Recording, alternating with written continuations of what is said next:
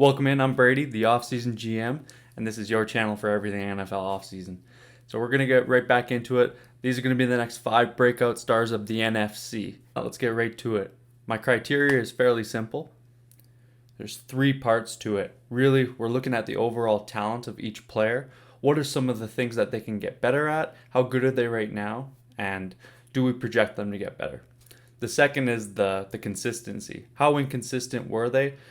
And were they consistent play to play? The third is going to be looking at the developmental traits that they have. Good example of this, like last time, is the route running of a receiver. Some of the nuances aren't there, some of them are, and they're really going to create more separation or be able to box out defenders easier. So before we get into it, we got one honorable mention. That's Taylor Moton, right tackle for the Carolina Panthers, and this guy's an absolute monster. You don't follow Brandon Thorne on Twitter, great follow, but he's also got this newsletter where he featured Moton in the top 50 linemen in the NFL. He's an ascending player, he's constantly getting better, and he's still young. He just got a big paycheck, so you would have seen him in the news lately. But this guy is an absolute monster in the run game. He's so powerful, and he's just able to gain leverage easy with the power he uses. Really doesn't make this list because there's some technical ability that he lacks in the passing game that I think is still getting better. Typically when you see speed guys get their hands on him and get around him quickly, he kind of gets out leveraged at times. But really it's something that he can get better at, I think. Also another thing, pass blocking is becoming way more difficult. Just year to year, you're starting to see more guys with tools, more guys who can hit you without the use of leverage and bull rushing, and then also have that quick burst. So playing offensive line is probably harder than it's ever been before, and a guy like Moton is extremely valuable. So look for him to continue his ascension. He's been extremely exceptional and only getting better, and probably the Panthers' most underrated player on their team. So, got our top 5 guys. Number 5 on the list, who I think is going to be one of the next breakout stars, if he isn't already a star for some Packers fans. It's Darnell Savage, safety for Green Bay. This guy's a absolute just good football player. Really played, I think he only played 15 games last season, but he had about 75 tackles, about 4 interceptions, and 12 pass breakups. He's super aggressive on the ball. You just see it in his instincts in zone, and he's really been able to be a difference maker over the last part of the season. It was only his second year last year, so really we saw that ascension in, I would say, the last 10 games. I remember going back watching the Jaguars game, and you really see things starting to click. You're starting to see breaking on the ball a little bit quicker, ability to recognize routes and recognize plays, and it's just a big dynamic shift. Really not too much else to talk about. Some people have already given him that breakout star, but I think if we see that consistently game to game, he's going to be one of the next NFL stars that everybody's going to be all over. And also safety is a pretty perceptive position, so he's going to have some flash plays for sure, and that's probably going to get him some more recognition. So really think we're going to see his ascension as the next breakout star. That's that. Number 4 on the list is CeeDee Lamb, and of course some people in the fantasy football community already consider him the next breakout star, just like Savage, but I really think we could see CD be like a top 5 receiver, really almost outpace Amari Cooper if he stays healthy. But Lamb, what we saw in college was what we're getting in the NFL. It's awesome. He's shown some dynamic flashes where he's able to contort his body in a way that is just unrealistic and doesn't happen. One of the games, I believe, against the Falcons, where he was able to twist his body when he was already down on the ground and make the touchdown catch. Just great. But also we're seeing the route running get better game to game. He's able to manipulate space and the defenders a lot easier, and a lot lot better than we thought he would coming out of college. I thought that would be one of the things that would take a year or two, but we're already starting to see it.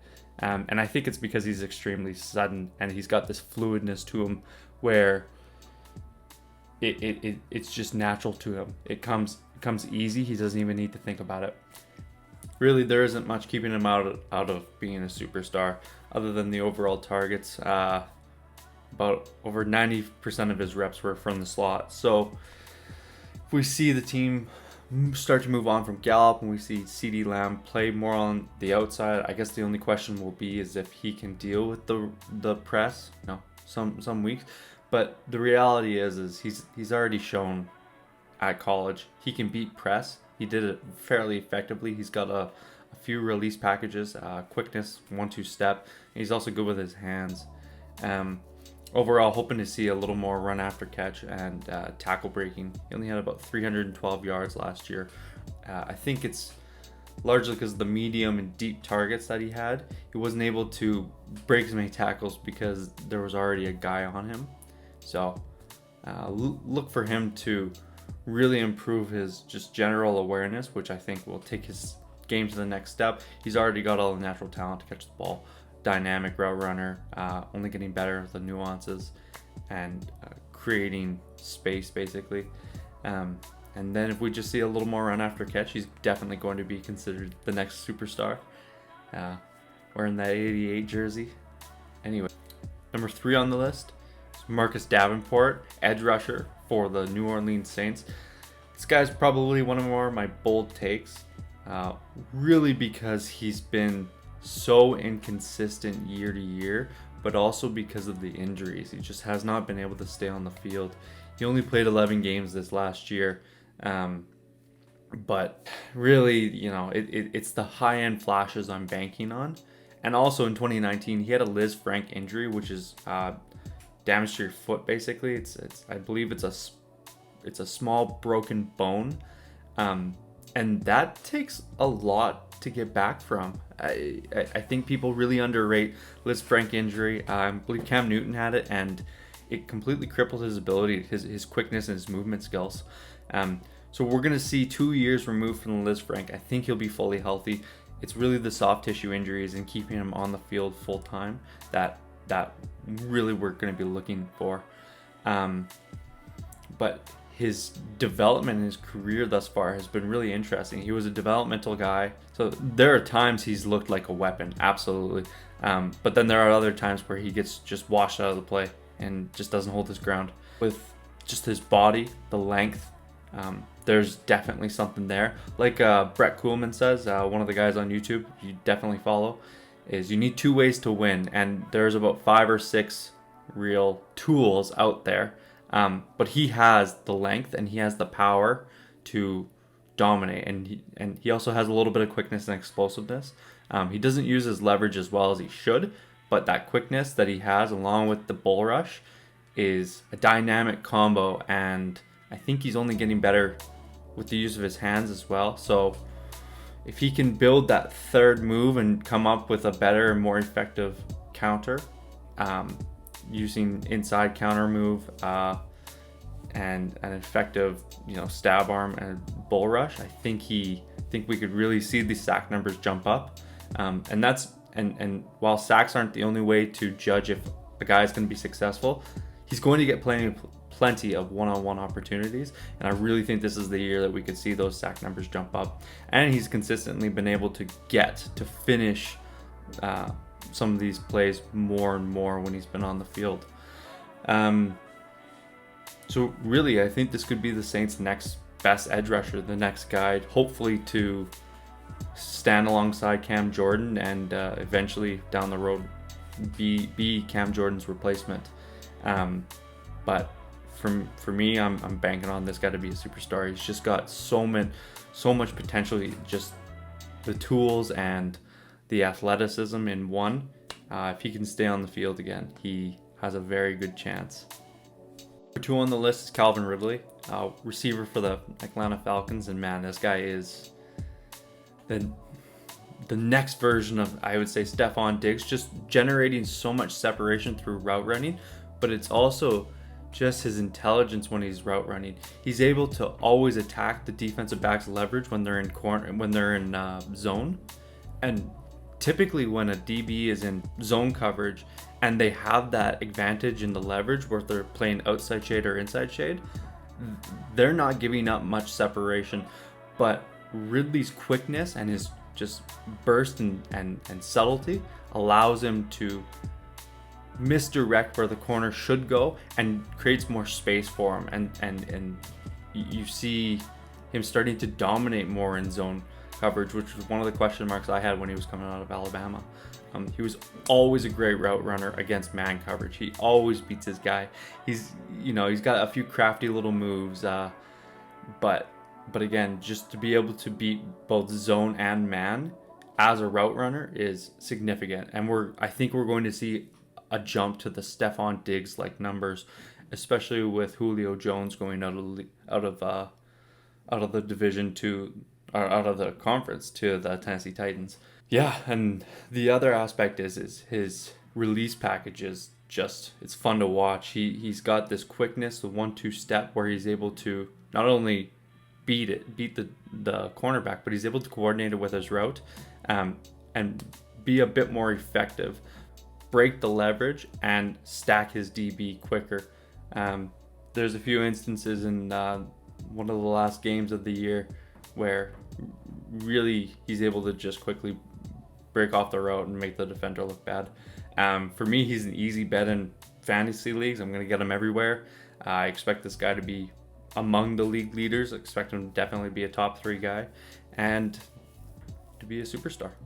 And number 1 on the list is Ryan Fitzpatrick, quarterback for the Washington football team. Might be a surprise to most people, but this guy can absolutely be a breakout star after this year. An interesting career arc. Career backup for how many years? He's played for almost half the league, and to now be considered a superstar. So absolutely, some people are going to say you're crazy, but this is the best supporting cast Ryan Fitzpatrick has ever had. This is number 1, the best wide receiver he's ever had in Terry McLaurin, who is 4.3 speed guy, exceptional route runner, great hands, good size, separation. And Fitzpatrick has a tendency to hyper target his number 1 receiver. So we will see Fitzpatrick give more opportunity to McLaurin, but I really think McLaurin is going to make Fitzpatrick better. He's going to correct the errantly thrown footballs that Fitzpatrick might have the odd time. And he's also going to be able to capitalize on deep opportunities. Something that Fitzpatrick didn't do a lot last year with the Dolphins is throw deep, and it's because Chan Gailey wanted to run this dink and dunk offense, West Coast barely going down the field. Lastly, I think Ryan Fitzpatrick is going to be ultra aggressive this year. I'm going to go to a more aggressive offense than what the Dolphins had, like I said before, and he's going to be a gunslinger. He's going to have some games where he's going to throw 2 or 3 interceptions, but really, again, with the supporting cast, we're going to see better numbers than we ever have before.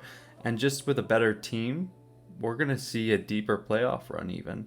I'm projecting the Washington football team to go pretty far into the playoffs.